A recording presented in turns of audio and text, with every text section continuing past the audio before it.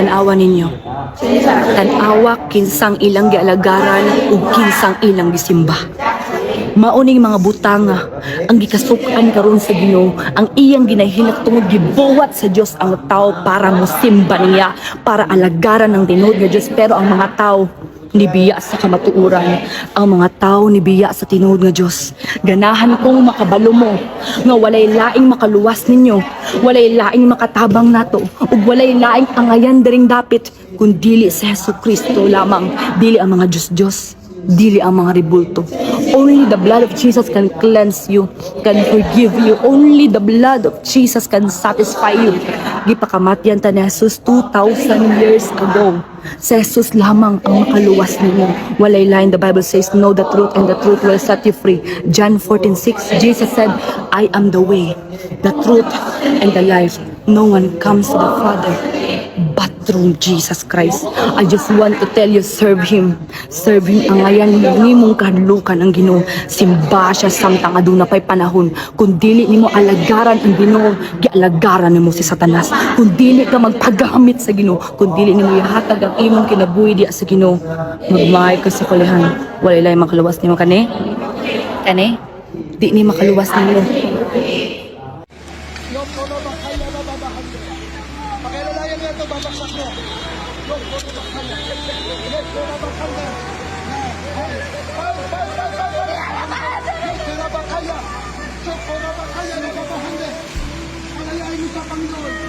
Pustusin mo siya! Gamitin mo may tinig! In the mighty name of Jesus!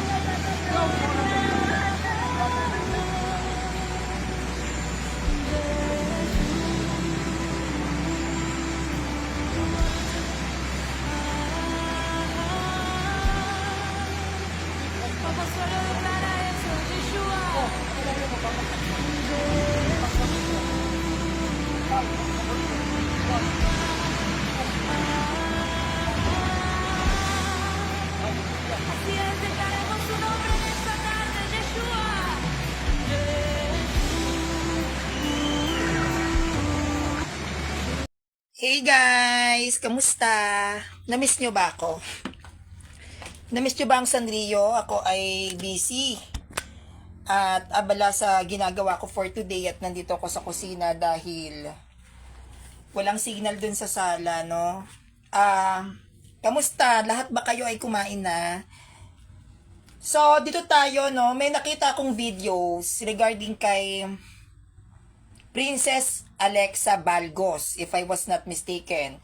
Isa to na born again pastora na nag-content sa loob ng, hindi ko alam kung sa loob siya ng ng temple ng mga Buddhist o ginamit lang niyang background yung temple ng Buddhist. Hindi ko alam.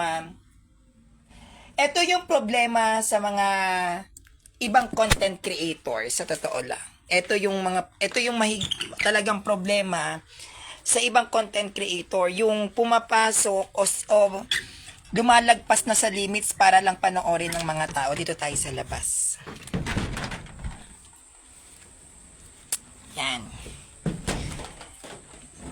Yan. So, ayun nga po yung yung problema sa ibang mga content creator, kasi may mga content creator na lumalagpas na dun sa limits. May mga nakita ako na born again pastora na gumagamit na pumapasok na sa loob ng simbahan, sa harap ng simbahan, o minsan ginagawang background yung mga simbahan mismo, na which is hindi na yon magandang tignan. Ang isang magaling na speaker pagdating sa iyong faith ay hindi mo kinakailangang gumamit ng mga materials na pwedeng ika-offend, no, nang hindi mo kapanalig. Pwede tayong lumaban, sitas sa sitas, Bible sa Bible, pero yung usapin kung saan tayo sumasamba o kung saan tayo nagsisimba, papasukin yung loob doon at gagawing content katulad ni Princess Alexa Balgos, no, ginamit yung Buddhism. Good luck sa'yo, di ba? No, may video po niya ako. Bakit ito yung gusto kong sabihin sa inyo, di ba? Yung last time, do you still remember, mga kapanalig, na merong isang babaeng nag-content sa akin? No, shout out sa iyo, Madam Luchi, yung blinak ako. Then, one of my friend told me na yung stand pala ni Lucci na sinasabi niyang Muslim si Christ, meron pala siyang kapatid na Muslim na babae. At si Lucci, ang sabi, hindi na raw natutulog. Wala nang ginawa kundi umiyak ng umiyak, sobrang depressed, nabash ata ng sobra, no? Alam nyo kasi ganito yan. Ang pagiging content creator o yung pagla-live presentations ko, hindi po yan biro. Maaaring nakaka-inspired, maaaring masarap gayahin at masarap sundan kung ano yung aking nasimulan, pero hindi po siya biro. Paano ko nasabing hindi siya biro? Ang pagiging content creator po dito, kasama dito yung peace of mind mo. Nakataya dito yung peace of mind mo, nakataya po dito yung credibility mo kasama ang buong pamilya mo. So naalarma yung buong pamilya ni Lucci kasi wala na siyang ginawa kundi umiyak at pilit siyang pinagsasabihan si Lucci na wag magsasalita ng something negative pagdating sa mga religious aspect, pero ayaw niyang tumigil.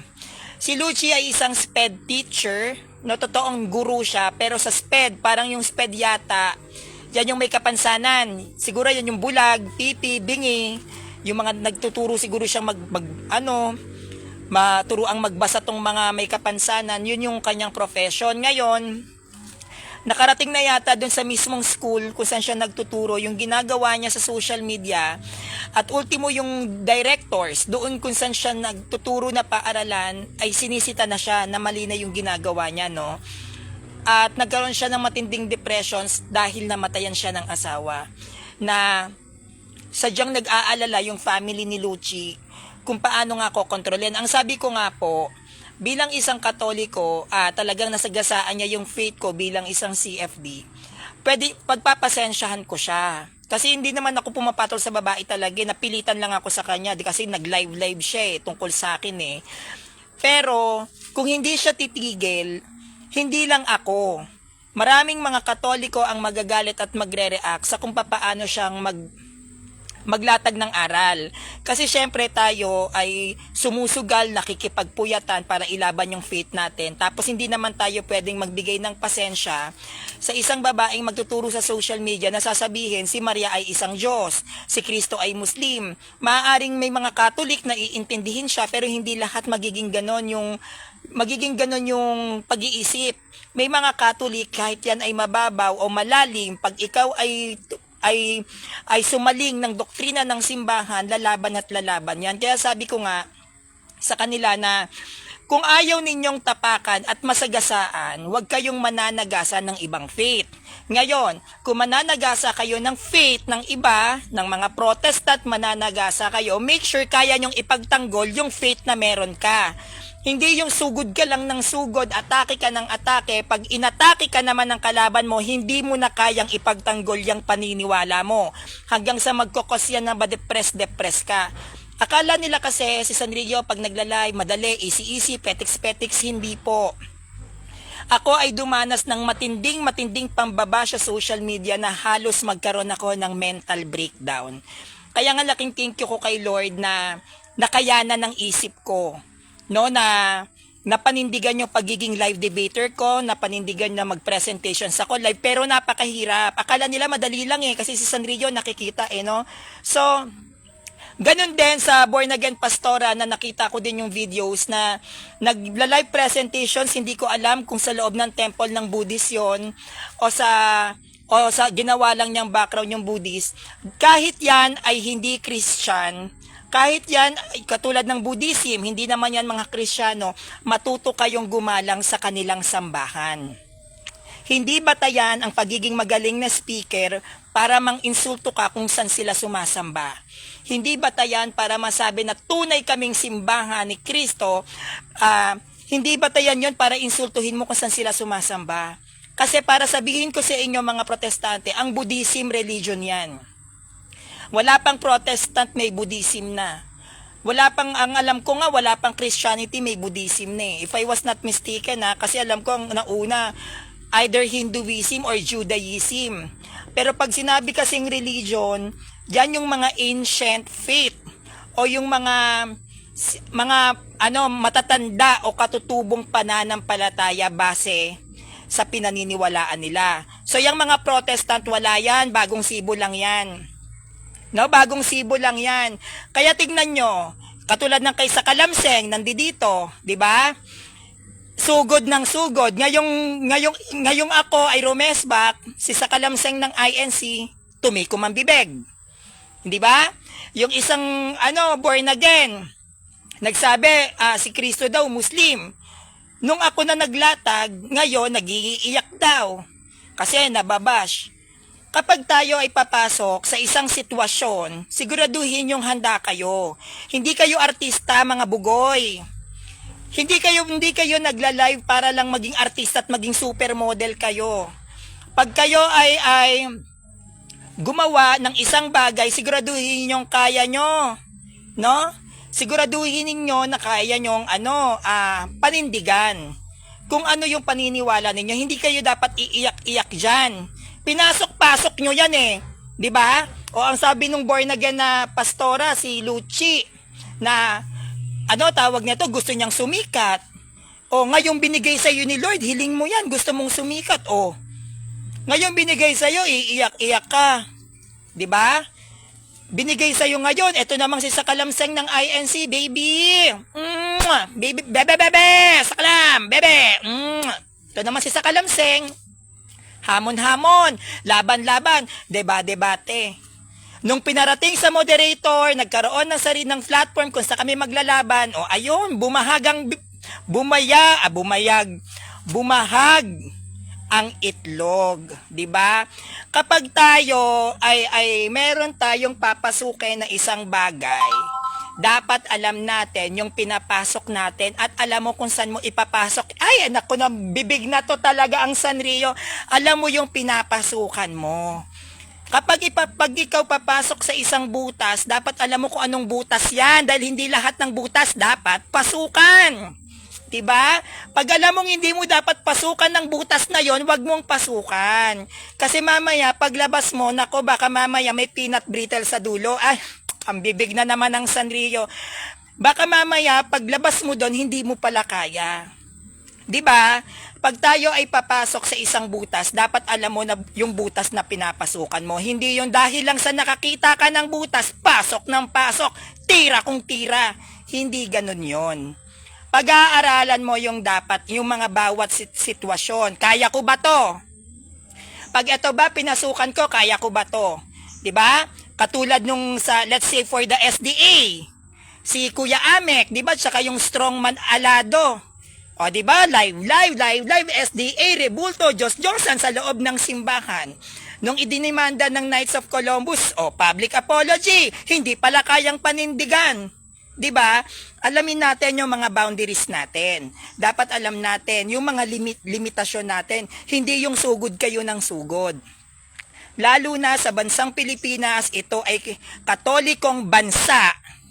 'Di ba? Pagdating sa Christianity, ang Pilipinas ay katolikong bansa dahil ang nag-convert sa Pinas para maging Christian ay ang Catholic Church. So kapag alam mo naman ikaw bilang isang sulpot ka, hindi ka naman pala aral diyan sa sekta mo, quiet. 'Di ba? Hindi yung bigla ka nalang talak ng talak, hindi bigla ka nalang sugod ng sugod, na protestante ako, tatag kami ni Kristo. Buti sana kung inaral mo yung pagka-protestante mo tapos hindi ka pa Bible scholar. 'Di ba? Hindi ka pa nag-aral ng theology. Tapos lalaban ka sa mga magagaling na CFD, mga Batikan. Ngayon, pag nabash, away ato. Susumbong kay bongbong na tumbong, di ba? Kaya tayo dapat ang bawat kilos o ang bawat bagay na gagawin natin, lagi niyong titignan, kaya nyo ba? Kaya nyo ba? Hindi yung papanoorin ako, iko-content ko ang INC. And dito ako sa kanilang kapilya, kakain ako ng dinuguan. Kung ako lang, pwede kong gawin yon. Maraming nagtitinda ng dinuguan sa mga karinderya. Kung ako lang, pwede akong umupo sa gilid ng kapilya, kumain ng dinuguan, i-live ko. Pwede. Pero hindi ko siya ginagawa. Bakit? Kasi yun yung mali. Sambahan na yun eh. 'Di ba? Kung saan sila sumasamba, kung saan sila nagwo-worship, nire-respeto ko na yun. Hindi ako ganon klaseng Katoliko. Ganon din sa ginawa nung born again na teacher ng SPED. No? Na kayong mga Katoliko, hindi kayo founder ni Kristo, ang lakas ng loob. Magsalita, hindi kayo founder San Rio, hindi kayo tatag ni Kristo. Oh. Nung napanood ng mga CFD, nakarating kay Kuya Eugene Gapo, nalaman ng iba't ibang CFD chapters. O ano siya ngayon? Iiyak-iyak, wag nyo kong i-bash, wag nyo kong i-bash. Wag i-bash, pero kakalive lang. Kakalive lang. Diyos nyo si Maria. Si Maria ay Diyos. At bilang isang Katoliko, obligasyon natin na itama ang maling aral. Iba-iba ang mga natin. Iba-iba ang mga timpla natin kung paano magdepensa ng aral. Merong balagbag, merong prangka, may malumanay, may mahinahon, may mataray, may pagalit, may pasigaw. Kanya-kanya tayong porte kung paano natin ini-explain ng aral.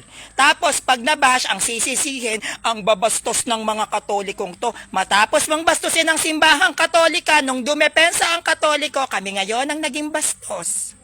'Di ba? Ang gagaling nyong mag-shift. 'Di ba? Kaya mag-iingat tayo sa mga kinikilos natin. Kapag alam mong hindi ka pa emotionally prepared, magdahan-dahan tayo. 'Di ba? Nandoon tayo. Kung ako Protestant ako, masakit din sa akin 'yon. Na makabasa ng mga Katolikong sasabihan ako ng sulpot. Kung Protestant ako, masakit 'yon. 'Di ba? Pero kapag alam ko naman na hindi pa ako handa at hindi pa ako ready sa ganyan, hindi ako makikialam. Alam nyo kung anong dapat nyong ginagawa. Pag-aralan nyong maigi yung kinaaaniban ninyong sulpot. Kapag magpagaling kayo, magpalakas kayo. Kung mayaman-yaman ka, mag-aral kayo sa mga eskwelahan ng mga yan. Para matindigan mo ng maayos yung aral mo, hindi yung makabasa sa Katoliko. Sasabihin ko na rin ng Katoliko, mga tatag kayo, mga kulto kayo, di ba? Tapos mabasa kunyari ako, sulpot ako, kunyari protestante ako, no? Mabasa ko na, ay sulpot pala kaming mga born again, kakatapos ko lang maglaba. O, di ba? So kakatapos ko lang maglaba, ay hindi kami sulpot. Ang titigas ng mukha nito. Kukuda ka dyan. Ngayon, yung sinasalitaan mong Katoliko, aral pala. Nag-aral pala ng theology. Ano ka ngayon? Tapos, iiyak-iyak. Ang babastos ng mga Katoliko, ikaw ang bastos. Bakit? Bakit ka lumalaban na hindi ka naman pala aral? Tapos magagalit-galit kayo na nakakasama ng loob ng mga Katolikong to. Mga wala kayong respeto, wala kayong paggalang sa paniniwala ng iba. Walang paggalang sa paniniwala ng iba. Kayo ang pasok ng pasok sa paksang inilalatag ng bawat Katoliko. Pag hindi na kayo makasagot, kapag nasupalpal na yung mga pekeng doktrina ninyo, ang sasabihin nyo sa aming mga Katoliko, wala kayong galang. Ang gagaling nyong mag-twist. Diba? Katulad ni Strongman Alado, inaatake niya naman ng simbahang Katoliko na isang SDA na siyang pumasok sa loob ng simbahan. Dapat yung mga ganyang klaseng tao, matuto tayong magkaroon ng konsensya. Hindi ka dapat nagsasalita na naman ng against sa Catholic Church. Ang laki ng atraso mo sa simbahan namin. At magpasalamat kayo, mabait ang mga kapanalig naming Katoliko.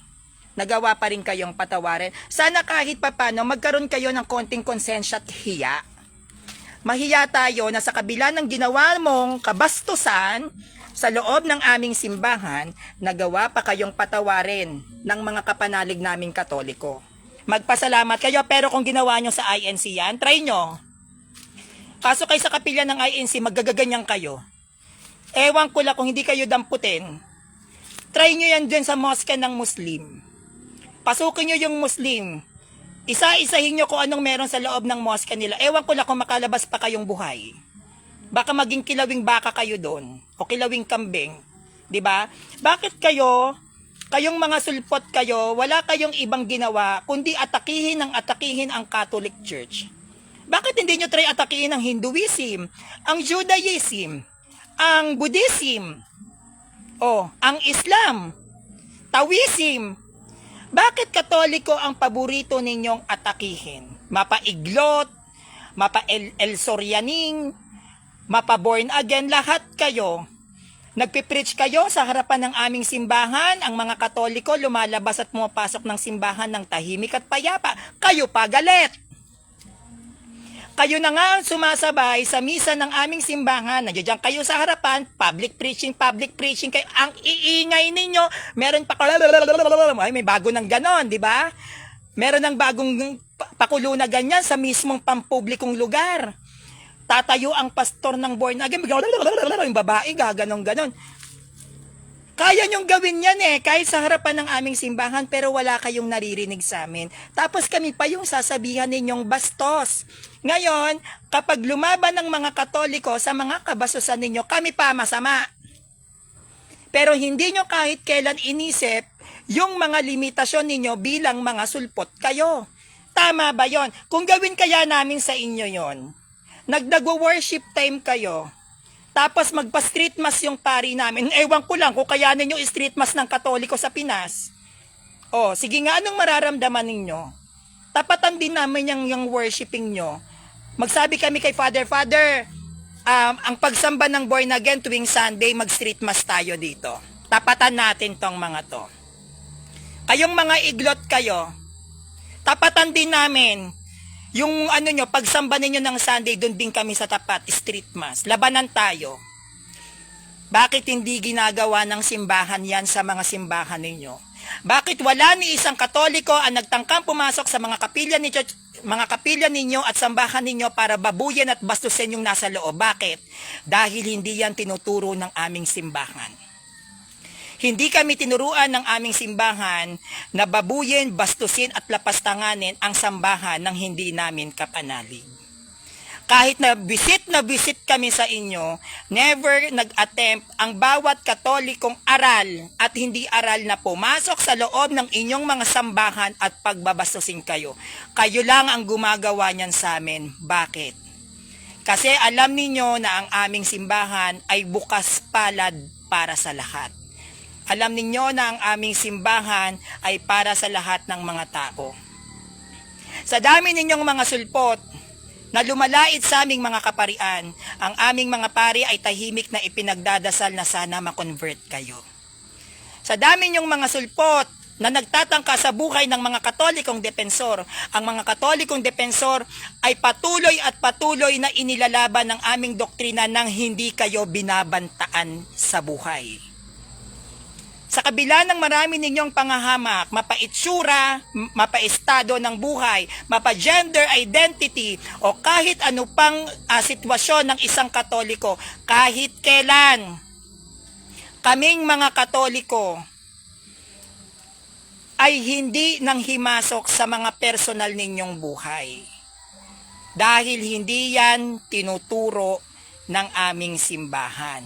Mapa-Buddhist, Hinduism, Taoism, Islam, or kahit pagano pa, hindi kami tinuruan ng aming simbahan na pumasok sa mga sambahan nila at lapas-lapas tanganin yan. At kahit kaming mga Katoliko, hindi kami tinuruan ng aming simbahan na kapag hindi ka aral ay dapat makipagdebate ka. Pero bakit may mga Katoliko na kahit hindi aral sila'y nakikipagdebate dahil ang aming simbahan ay binigyan kami ng karapatan at kalayaan na siyang ibinigay sa amin ng Diyos na ipagtanggol ang aming pananampalataya. Whether you are a bakla, a tomboy, lalaki o babae, straight o hindi, pag ikaw ay tao, binautismuhan bilang isang Katoliko, karapatan mo ang ipaglaban ang iyong pananampalataya dahil ang pananampalataya mo ang ipinaglalaban mo, hindi lang bilang isang tao, kundi bilang isang anak ng Diyos. Pag ikaw ay tao at binyagang Katoliko ka, ikaw man ay bakla o hindi, tomboy o hindi, ikaw ay matatawag na anak ng Diyos. At pag ikaw ay anak ng Diyos, karapatan mong ipaglaban ang iyong pananampalataya dahil ikaw ay nabinyagan sa ngalan ng Ama, ng Anak at ng Espiritu Santo. Kaya wag kayong ngangawa-ngawa. No, wag kayong ngangal-ngal-ngal-ngal. Na itong si Sanrio, pa-famous na naman. Ito si Sanrio, hakot views. Anong hakot views? Kayo ang sumusugod sa akin. Kayo ang nagko-content sa akin. Katulad kay sa Kalamseng, ako daw ay humahakot ng views. Sino ba unang nag-live sa akin? Oh, si sa Kalamseng ng INC nag-live sa akin. Sumagot lang ako sa live niya. Katulad din sa babaeng born again, kay pangalan nun kay Lucci, na isang teacher. Sino ba unang nag-live? Siya din. Sinagot ko lang din. Lahat po ng aking mga presentations, whether ito ay against sa ibang Katoliko o pabor sa isang Katoliko, sila po ang nagpapasimula ng apoy. Hindi ko po ugali nagagamit ng isang tao para gamitin content ko. Ang lahat po ng presentations ko at pagpapaliwanag sa bawat mamamayan dito sa Pilipinas, Katoliko ka o hindi, lahat po yan ay sagot ko sa kanila.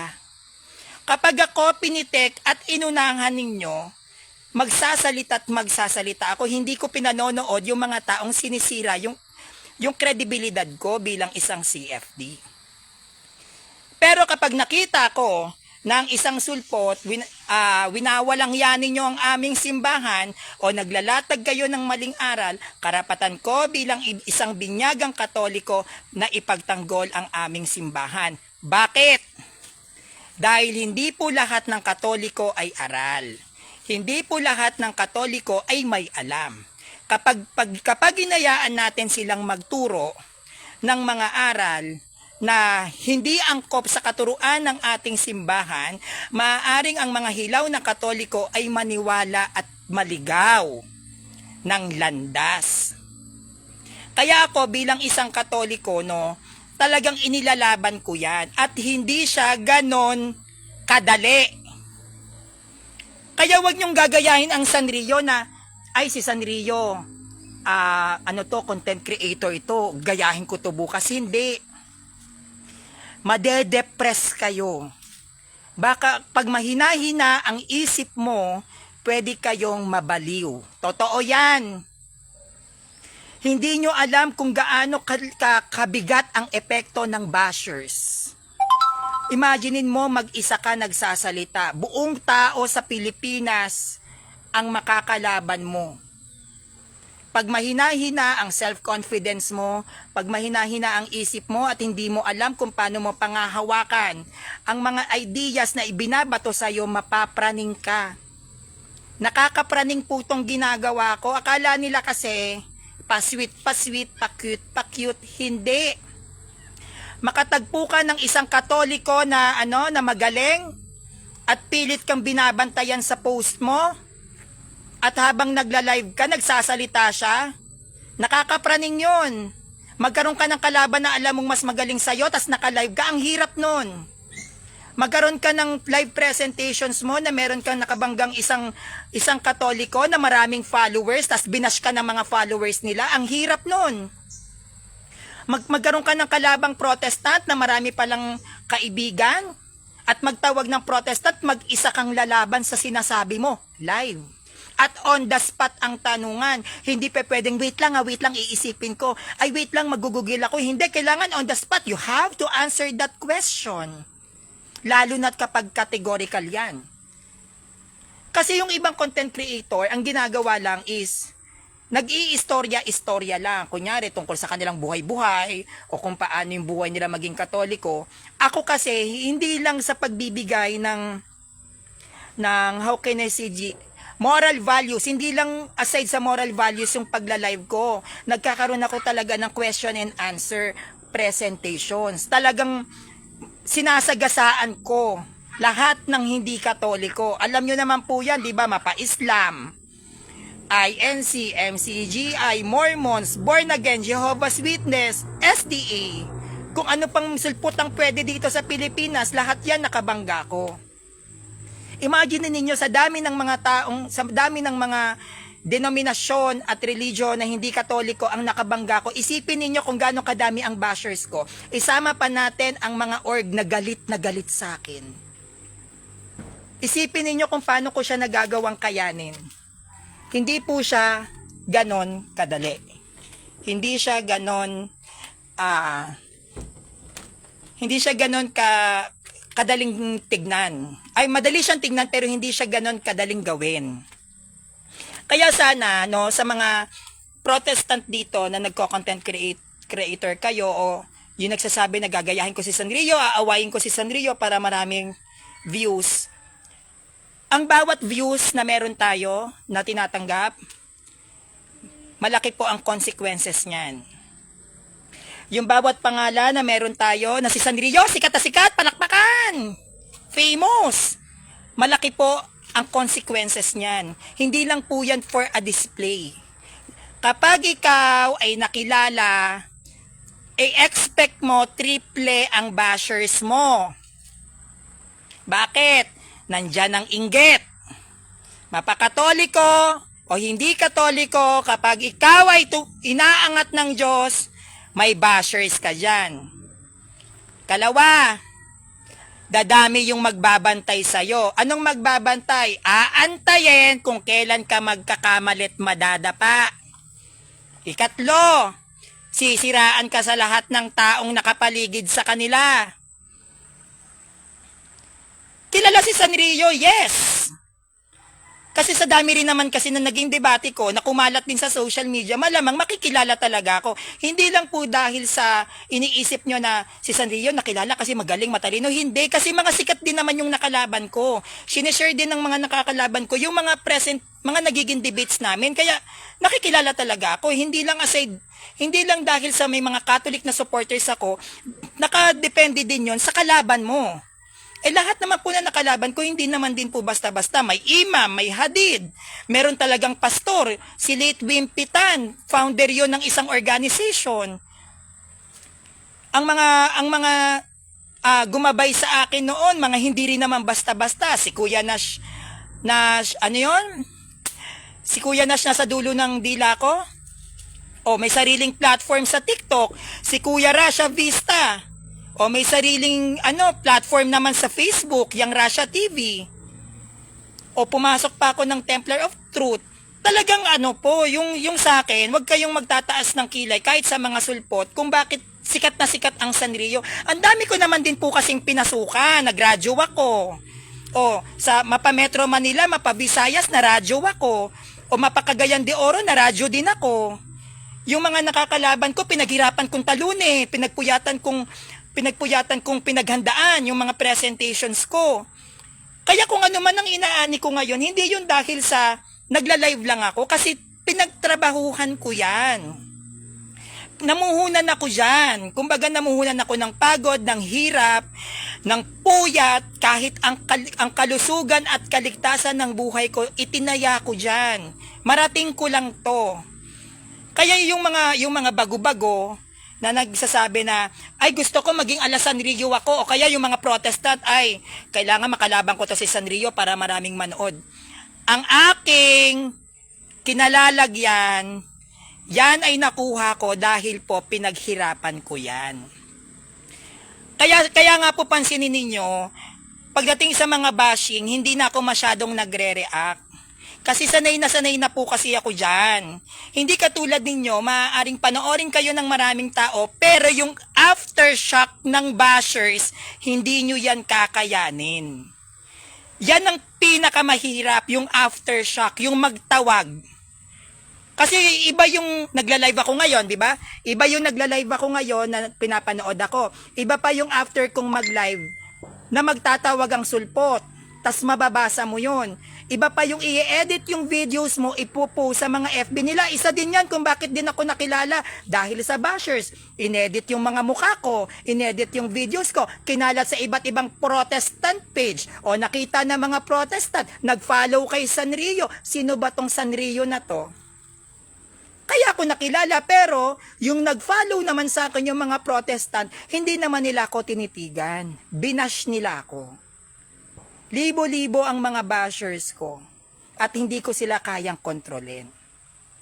Kaya sana sa mga Protestant dito, no, lalo na't peke naman talaga yung simbahan nyo dahil protestante nga, di ba? Pag sa'yo protestante, peke yan, tatag ng tao. Sana, wag nyo nang pasukin yung sambahan pag hindi nyo kapanalig. Gawin nyo kung ano yung gusto nyong gawin.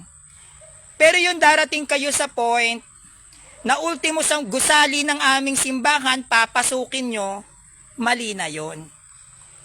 Hindi na po siya debate. Hindi nyo na po ipinaglalaban ang faith nyo. Nambabastos na kayo. Sa mga Protestant dito na nagla-live, na ang kayong mga Katoliko, hindi nyo naman founder si Kristo eh. Kayong mga Katoliko, sulpot kayo. Pag kayo magla-live ng ganyang klaseng paghahayag, make sure kaya nyo yung impact. Diba? Make sure kaya nyo yung audience impact. Hindi yung antapang-tapang kong naka-live ngayon, iiyak ako bukas. Diba? Lahat ng ating ginagawa ay may epekto yan.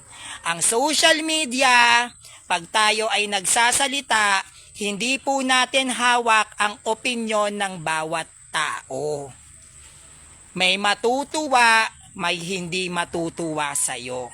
Kaya kahit makiusap ang inyong mga angkan-angkan na wag itigil ang pambabash kay ganito o kay ganyan, hindi po natin mapipigilan kung ano ang pulso ng mamamayan. Kaya maging responsible tayo sa bawat ginagawa natin. Huwag tayong basta-basta na lang tira-pasok para lang sabihing matapang ka.